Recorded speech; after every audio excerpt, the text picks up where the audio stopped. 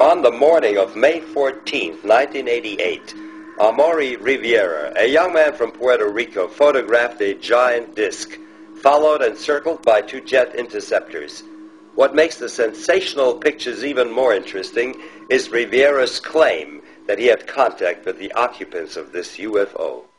Hello, my name is Amaury Rivera.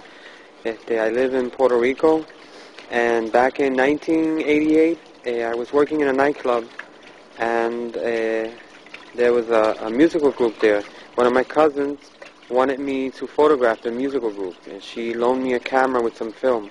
On my way back home, I encountered two small beings, two small strange men, which I didn't think were men from outer space.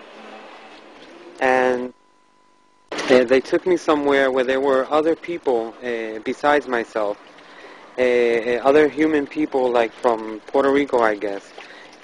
From here, another human being showed up. He claimed to be from a distant planet. He was dressed in black. He had a dark skin, but he was not a Negro. He had a long black hair up to the shoulders, and he spoke to us with the mouth, verbally, and no telepathic speaking. He showed us various projections, which looked very real, the projections, and he informed us about a whole bunch of things that are even still incredible to me. Then they returned me to... What did this holographic projection show?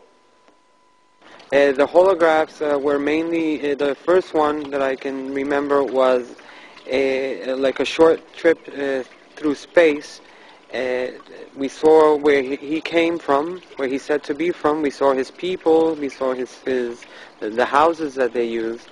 And the second one was about a meteor or a rock falling to Earth in the near future, which is going to cause a lot of havoc in the world. This would fall, it's going to fall in very near the Caribbean, Puerto Rico, and those other small islands, but it's going to affect the whole world, not just Puerto Rico.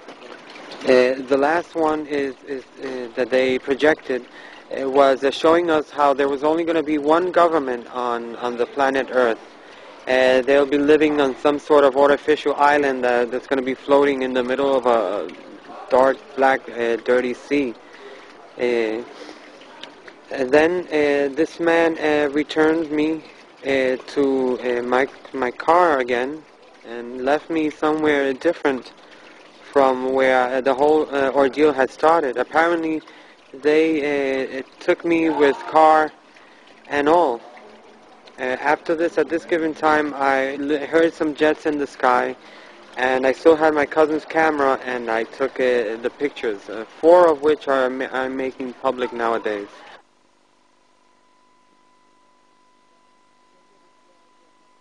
So the jets followed the UFO?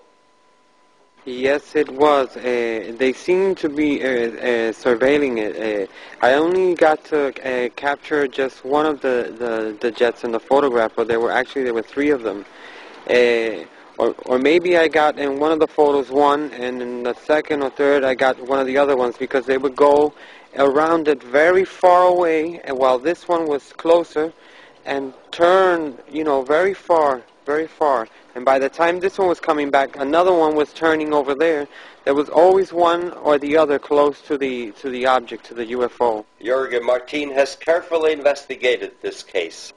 Amaury Rivera's case to me, is a very special one and a very important one, because in Amaury's case, he was abducted and he was taken away by aliens. One of them was human-like, and 2 small creatures that they explained to him were some type of genetical or biological organic android that they made to do some chores outside so they don't have to risk themselves in our environment. That's what they explained to him, the so-called human alien that he saw in the craft.